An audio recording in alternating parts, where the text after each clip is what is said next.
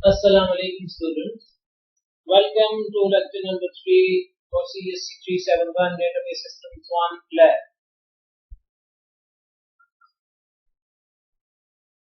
First of all, पिछले lecture में हमने क्या किया था उसको देखते हैं। तो पिछले लेक्चर में हमने देखा था कि क्वेरी कैसे राइट करते हैं, क्वेरी एडिटर या एनालाइजर का यूज कैसे करते हैं, क्वेरी को कैसे एग्जीक्यूट करते हैं, डेटाबेस को कैसे क्रिएट करते हैं, डेटाबेस में टेबल्स को कैसे क्रिएट करते हैं और टेबल में डाटा कैसे इंसर्ट करते हैं और फिर इस डेटा को टेबल में से रिट्रीव कैसे करते हैं। पिछले लेक्चर में हमने एक टेबल क्रिएट किया था। इस टेबल के अंदर दो चीजें बहुत अहम थी। आज का हमारा जो मौजूद है वो भी दो चीजें होंगी। जब हम टेबल क्रिएट करते हैं तो इसमें अगर आप देखेंगे कि बहुत सारे एट्रीब्यूट्स हैं और उनके साथ डेटा टाइप कॉन्फ्लिक्ट है। और एक आज के इस लेक्चर के अंदर हम देखेंगे कि एसक्यूएल डेटा टाइप्स कौन सी हैं और इन डेटा टाइप्स को कैसे यूज करना है। दूसरा, अगर आप टेबल क्रिएट करते हुए कुछ मिस्टेक कर देते हैं, जैसा कि अगर आप एट्रीब्यूट ऐड नहीं कर पाते या आप किसी एट्रीब्यूट का डेटा टाइप चेंज करना चाहते हैं तो उसको भी देखेंगे। सो आज के लेक्चर का एजेंडा है एसक्यूएल की डेटा टाइप्स और टेबल के स्ट्रक्चर्स के अंदर चेंजेस कैसे की जाती हैं। माइक्रोसॉफ्ट एसक्यूएल सर्वर या माइस्क्यूएल के अंदर जो डेटा टाइप्स यूज होती हैं वो नॉर्मली तीन किस्म की हैं। उनमें से एक स्ट्रिंग डेटा टाइप है, दूसरी न्यूमेरिक डेटा टाइप है और तीसरी date and time data type. पहले हम एसक्यूएल सर्वर में यूज होने वाली स्ट्रिंग डेटा टाइप को देखते हैं। इसमें से बहुत सारी डेटा टाइप्स हैं जो स्ट्रिंग के तौर पे यूज होती हैं, जैसे कैरेक्टर, वाचर, वाचर मैक्सिमम या फिर टेक्स्ट डेटा टाइप। इसी तरह एनचार, एनवाचर, एनवाचर मैक्स या एनटेक्स्ट, फिर बाइनरी, वेरिएबल बाइनरी या वेरिएबल बाइनरी मैक्स, इसी तरह इमेज। अब हम ये देखेंगे ये डेटा टाइप्स क्यों यूज होती हैं। चार या कैरेक्टर टाइप की डेटा टाइप इसके लिए यूज करते हैं जब हमारे पास आने वाला डेटा की लेंथ फिक्स्ड हो। जैसे हम मेल या फीमेल के लिए एम या एफ लिखते हैं, या फिर आप अपने CNIC का नंबर लिखना चाहते हैं जिसकी एक फिक्स लेंथ होती है। दूसरे नंबर पे हमारे पास वेरिएबल कैरेक्टर की डेटा टाइप होती है। इसमें हमारे पास आने वाले डेटा की लेंथ वेरिएबल होती है, जैसा कि हमारे नाम होते हैं, किसी का नाम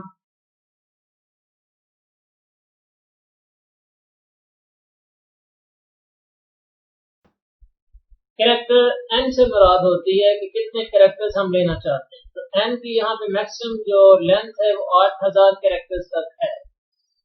इसी तरह दूसरे नंबर पर वाचर है, इसमें भी आप नंबर फिक्स कर सकते हैं।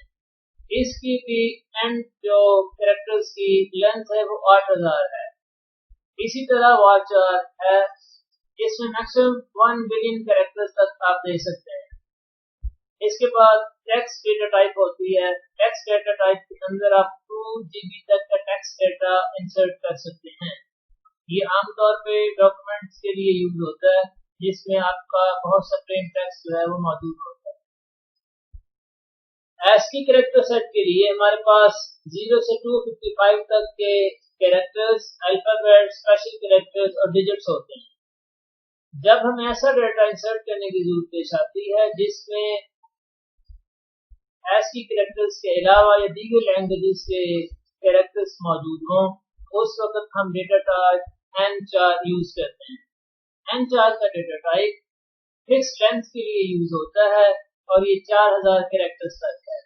इसी तरह अगर आपके पास आने वाला यूनिकोड स्ट्रिंग जो है वो वेरिएबल लेंथ में हो तो हम nvarchar को यूज करते हैं। इसकी मैक्सिमम लेंथ जो है वो 4000 कैरेक्टर्स तक होती है। मैक्सिमम यूनिकोड कैरेक्टर्स के लिए हमारे पास जो वेरिएबल लेंथ होती है वो 536 मिलियन कैरेक्टर्स तक होती है। इसके लिए हम n बार 4 मैक्स को यूज करते हैं।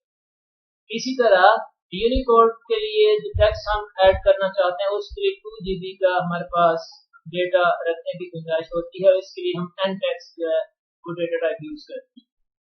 अगर हम अपने डेटा को बाइनरी में रखना चाहते हैं तो हमारे पास बाइनरी के नाम से डेटा टाइप मौजूद होती है जिसमें हम इसकी लेंथ जो है वो बता सकते हैं। तो बाइनरी के लिए हमारे पास 8000 बाइट्स की लेंथ है वो मौजूद है। इस तरह अगर आपके पास डेटा जो है वेरिएबल बाइनरी में है तो हमारे पास 8000 बाइट्स की लेंथ इसके लिए भी मौजूद है। अगर आप मैक्सिमम वेरिएबल बाइनरी में डेटा रखना चाहते हैं तो उसकी लेंथ जो है वो 2 GB तक है। इमेज के लिए क्योंकि आप इमेज को बाइनरी में कन्वर्ट करते हैं उसके लिए डेटा रखने की जो गुंजाइश है वो भी 2 GB तक है। इसी तरह न्यूमेरिक डेटा को स्टोर करने के लिए हमारे पास न्यूमेरिक डेटा टाइप्स मौजूद होती हैं। एसक्यूएल सर्वर के अंदर बहुत सारी डेटा टाइप्स मौजूद हैं जो न्यूमेरिक डेटा को सपोर्ट देती है। अगर आप 0, 1 या नल को स्टोर करना चाहते हैं तो इसके लिए हमारे पास डेटा टाइप बिट होता है। इसके अलावा टाइनी इंट, स्मॉल इंट और इंटीजर ये तीनों भी इंटीजर डेटा को सपोर्ट देती है। इसी तरह बिग इंट के नाम से भी हमारे पास डेटा टाइप होती है जिसमें हम इंटीजर्स को स्टोर कर सकते हैं। इनमें से हर एक की जो स्टोरेज की कैपेसिटी है वो डिफरेंट है और इनमें से टाइनी इंट जो है वो सिर्फ पॉजिटिव नंबर्स या होल नंबर्स को ही स्टोर करता है, जबकि स्मॉल इंट, इंटीजर, ये बिग इंट जो है कि ये नेगेटिव नंबर्स को भी स्टोर कर सकता है। इनमें से हर एक की स्टोरेज कैपेसिटी जो है टाइनी इंट के लिए 1 बाइट है, स्मॉल इंट के लिए 2 बाइट्स हैं, इंटीजर के लिए 4 बाइट्स हैं और बिग इंट के लिए इसमें 8 बाइट्स में डेटा रखने की गुंजाइश मौजूद होती है। इसी तरह जब डेसिमल नंबर्स की बात आती है तो डेसिमल के लिए हमारे पास बहुत सी डेटा टाइप्स हैं जैसे डेसिमल, न्यूमेरिक और इसके अलावा फ्लोट और रियल नंबर्स के लिए। साथ साथ मनी या अमाउंट को स्टोर करने के लिए भी हमारे पास स्मॉल मनी और मनी के नाम से डेटा टाइप मौजूद होते हैं। अगर आप देखेंगे तो डेसिमल के साथ हम पी और एस जो है उसको वाजे करते हैं। पी से मुराद टोटल नंबर ऑफ डिजिट्स होते हैं जो हमने स्टोर करने होते हैं और एस से मुराद ये होता है कितने डिजिट्स हमने डेसिमल पॉइंट के बाद रखते हैं, यानी आपने उसकी प्रिसिशन और स्केल नंबर जो है उसको वाजे करना होता है। तो डेसिमल्स के लिए हमारे पास 5 to 17 बाइट्स होती है। इसी तरह न्यूमेरिक जो है उसके लिए भी 5 to 17 बाइट्स होती हैं। स्मॉल मनी या मनी ये दोनों नॉर्मली हम अमाउंट रखने के लिए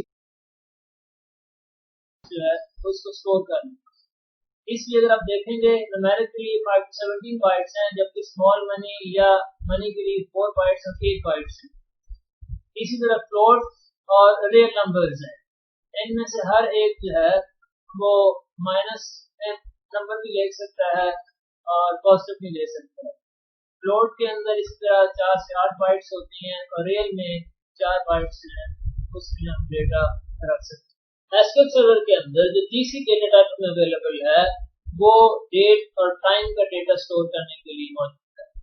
हमारे पास इसके अंदर डेट टाइम 2 और स्मॉल डेट टाइम मौजूद है। इसके अलावा डेट टाइम ऑफसेट और टाइम स्टैम्प की डेटा टाइप्स भी मौजूद है।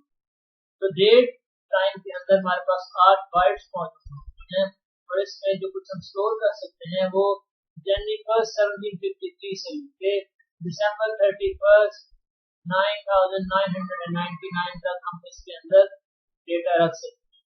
इसी तरह डेट टाइम 2 जो है इसके अंदर हम जनवरी 1 0001 से लेके दिसंबर 31 49 तक डेट टाइम जो है वो रख सकते हैं।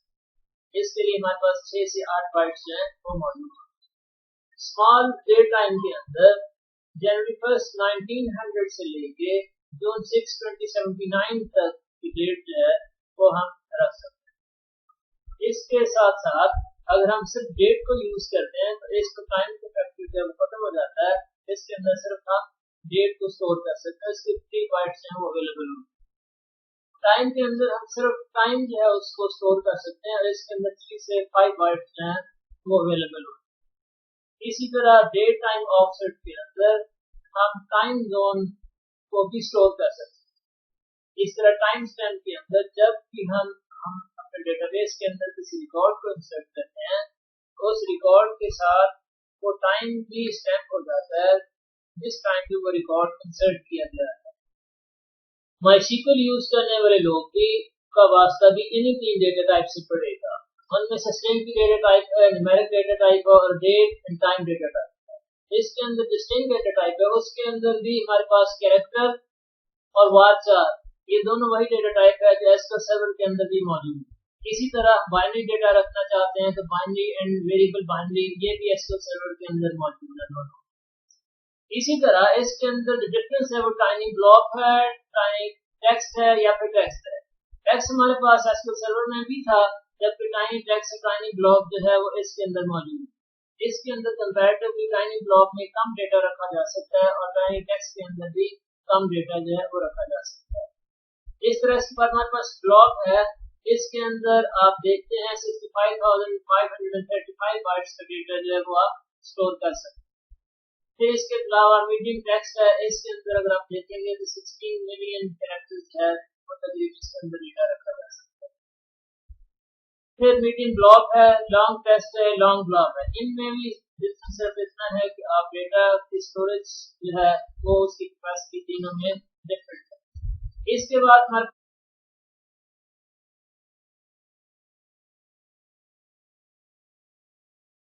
इनम के अंदर आप नॉर्मली वैल्यूज जो फिक्स होते हैं वो पहले से मखसूस कर देते हैं।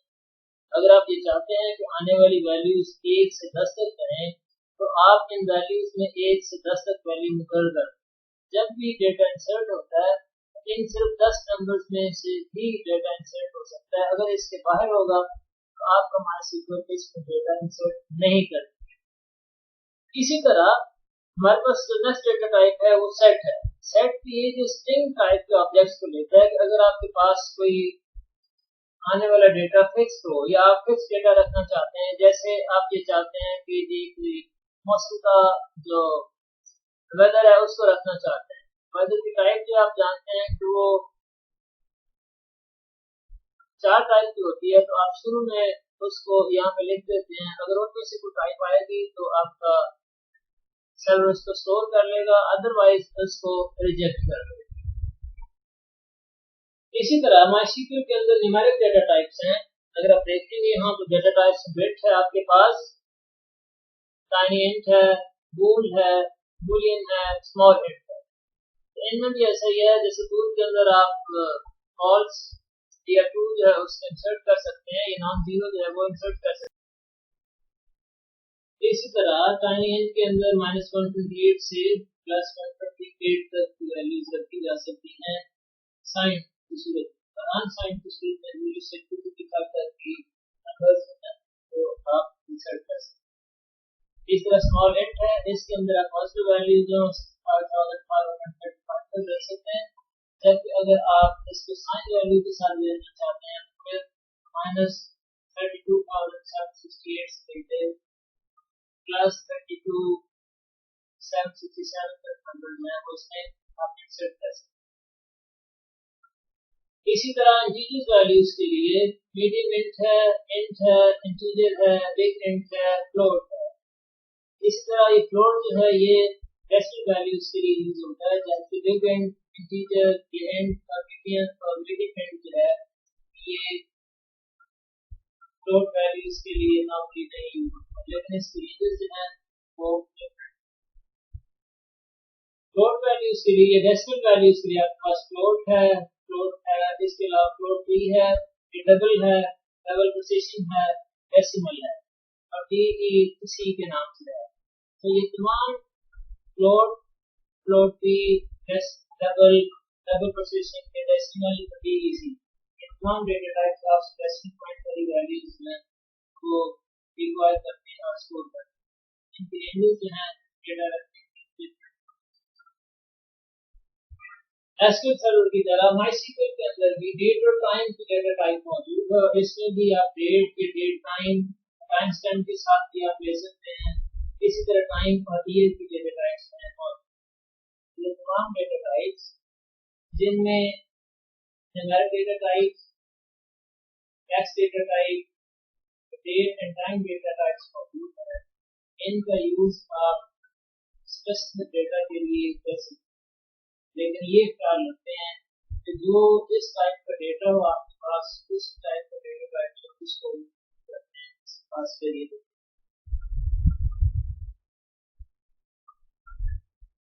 दो चीजें यहाँ मैं वाज़ेह करना चाहता हूँ। आमतौर पे अगर हमारे पास कोई टेक्स्ट डेटा आ रहा है, स्ट्रिंग डेटा आ रहा है, तो अगर वो टेक्स्ट लेंथ में आ रहा है तो आप हमेशा उसको टैग के साथ लेते चलिए, और उसकी लेंथ है वेरिएबल है तो हमेशा से उसको वार चार के साथ लेते चलिए। दूसरी बात ये है कि बहुत सारे लोग जो है, बहुत सारे स्टूडेंट्स जो है, वो जब वो डेट एंड टाइम को लिखेंगे तो अमूमन वैसा करते हैं तो उसके लिए भी वार चार या स्ट्रिंग टाइप की डेटा टाइप जो है वो सेट कर लेते हैं। तो जरूरी ये है कि अगर आपका डेट एंड टाइम है तो उसके लिए डेटा टाइप को डेट एंड टाइम ही यूज करें, क्योंकि अगर आप उसको स्ट्रिंग ले लेते हैं ये वार्चार ले लेते हैं तो फिर आपने जो भी डेटा उसमें स्टोर किया होता है उसके फर्दर कैलकुलेशन जो है वो डेट एंड टाइम के लिहाज से नहीं होती। इसलिए जिस टाइप का आपके पास डेटा हो उसी टाइप की आपने डेटा टाइप यूज करनी है। हमारे आज के लेक्चर का जो दूसरा एजेंडा आइटम था वो था changes in data table structure. तो पहला जब हम टेबल बना लेते हैं तो सम टाइम हम उसमें एक कॉलम जो है ऐड करना भूल जाते हैं या फिर आने वाले वक्त में जरूरत होती है एक और कॉलम ऐड, तो उसके लिए आपके सामने जो क्वेरी होती है ऑल्टर के नाम से होती है। एक बात याद रखिए कि स्ट्रक्चर के अंदर चेंजेस जो है ये टेबल के स्ट्रक्चर के अंदर जो चेंजेस हैं ऑल्टर से या मॉडिफाई से एड्रेस होते हैं। यहाँ पे अगर आप एक और ऐड कॉलम ऐड करना चाहते हैं तो उसके सिंटेक्स अगर आप शुरू करेंगे alter table and table name, इस टेबल में आप कॉलम ऐड करना चाहते हैं। इसी तरह उसमें जो कॉलम ऐड करना है उसका नाम देते हैं, तो ऐड जो है ये रिजर्व्ड है। उसके बाद कॉलम का नेम जो आप ऐड करना चाहते हैं तो उसकी डेटा टाइप जो है वो अगर आप अपनी पूरी डेटा देखेंगे तो हमारे पास स्टाफ का टेबल था, ऑल्टर टेबल स्टाफ, और इसमें हमने ईमेल हमारे पास नहीं था तो हमने इसको ईमेल में ऐड कर दिया। आप इस तरह ईमेल जो है कॉलम नेम को लेंगे और उसकी डेटा टाइप जो है उसके साथ उसको सेट। इसी तरह अगर आपने क्रिएट कर लिया टेबल और उसमें एक आध कॉलम जो है वो ज्यादा इंसर्ट हो गया और आपके ख्याल में इस कॉलम नहीं होने चाहिए, फिर हम उस टेबल में से वो कॉलम ड्रॉप कर देते हैं। तो यहाँ पे जब हम इसको लिखेंगे तो वही सिंटेक्स है कि आप टेबल को ऑल्टर करेंगे और साथ में वहाँ पे ऐड का यहाँ हम ड्रॉप को यूज करेंगे। ड्रॉप, और जिस कॉलम को आपने ड्रॉप करना है उस कॉलम का नाम आपको देना पड़ता है जिससे कॉलम है वो आपके टेबल में से ड्रॉप और जब आप लिखेंगे इसको ऑल्टर टेबल स्टाफ हमारा स्टाफ का टेबल था उसमें हमने ईमेल का जो कॉलम था उसको ड्रॉप कर जिसको लेकर हम एक्सक्लूड करेंगे और उसके बाद अपने टेबल को दोबारा से ईमेल का कॉलम जो है वो ड्रॉप करता है। इसी तरह अगर आप किसी कॉलम की डेटा टाइप को चेंज करना चाहते हैं तो उसके लिए आप उसकी डेटा टाइप को चेंज कर सकते हैं, लेकिन ये ख्याल रहे कि आप बार 4 से 4 या 4 से बार 4 पे जा सकते हैं या फिर आप डेट टाइम से ईयर पे जा सकते हैं। इसमें अगर आप किसी कॉलम की डेटा टाइप को चेंज करना चाहते हैं, जैसे हमने यहाँ पे डेट से ईयर है उसको चेंज किया है, तो आप पहले सिंटेक्स देखते हैं alter table table name alter column and column name और साथ में जो न्यू डेटा टाइप आपने देनी है वो यहाँ पे ऑल्टर टेबल पर्सन, यहाँ पे मैंने एक और टेबल लिया था जिसका नाम पर्सन रखा था, तो उसकी डेटा टाइप उसके कॉलम जो डेटा उसकी डेटा टाइप को यहाँ पे चेंज की। ऑल्टर कॉलम ये दोनों कीवर्ड्स हैं, डेट ऑफ बर्थ कॉलम का नाम है और इसकी डेटा टाइप पहले डेट थी, अब मैंने इसको ईयर कर तो जो नई डेटा टाइप आपको सेट करनी होती है यहाँ पे आप कैंसिल कर। इसी तरह अगर आपको कोई टेबल जो है वो ड्रॉप करना पड़ता है यानी डिलीट करना पड़ता है तो उस वक्त फिर आप उस टेबल के लिए जो क्वेरी लिखते हैं वो ड्रॉप की होती है, ड्रॉप कीवर्ड टेबल टेबल का नाम खुद देना पड़ता है जिस टेबल को आप ड्रॉप करना है। यहाँ पे एग्जांपल देखते हैं ड्रॉप हमारे पास स्टाफ टेबल था, हम इसको ड्रॉप करना चाहते हैं, डिलीट करना चाहते हैं, ड्रॉप टेबल स्टाफ। इस तरह स्टाफ का टेबल ड्रॉप हो जाएगा और तमाम डेटा जो हमारे पास अगर इंसर्टेड है सारे का सारा ऑर्गेनाइज है। हमारे पास एक और क्वेरी होती है ट्रंकेट टेबल। एसक्यूएल के अंदर ट्रंकेट टेबल से मुराद ये है कि आप किसी टेबल के अंदर मौजूद डेटा को खत्म करना चाहते हैं जब उसके स्ट्रक्चर को बचाना चाहते हैं। जब आप ट्रंकेट टेबल करते हैं उस वक्त आप स्टाफ के टेबल के स्ट्रक्चर को बचा लेते हैं, यानी उसके कॉलम और उसके डेटा टाइप जो है वो मौजूद रहती हैं, जबकि उसके अंदर अगर आपने कोई डेटा इंसर्ट किया हुआ है वो सारा का सारा डिलीट हो जाता है, मैनेज हो जाता है। इसी तरह अगर आपके पास डेटाबेसेस क्रिएट किए पड़े हैं, उनमें से आप किसी को ड्रॉप करना चाहते हैं या डिलीट करना चाहते हैं, तो इसके लिए हमारे पास जो क्वेरी होती है वो ड्रॉप के नाम से होती है। हम इसके सिंटेक्स में ड्रॉप डेटाबेस एंड डेटाबेस का नाम मेंशन करते हैं, तो फिर वो डेटाबेस से ड्रॉप के डिलीट। जब हम इसको लिखेंगे तो ड्रॉप डेटाबेस हमारे पास S5 के नाम से एक डेटाबेस था, मैंने उसको डिलीट कर दिया, ये ड्रॉप कर। अब इस डेटाबेस के अंदर मौजूद तमाम टेबल और उसका तमाम डेटा सारे का सारा करेक्शन है। इस तरह आपको अगर आप दोबारा इसकी लिस्ट को देखेंगे डेटाबेस की, तो आपको इस नाम से डेटाबेस नहीं मिलेगा, डेटाबेस की लिस्ट। आज के लेक्चर नंबर 3 को हम यही तक करते हैं। इसमें हमने देखा एसक्यूएल की डेटा टाइप्स कौन सी हैं। हमने 3 तरह की डेटा टाइप्स देखा, न्यूमेरिक डेटा टाइप देखा, स्ट्रिंग टाइप देखा और रीड एंड टाइप।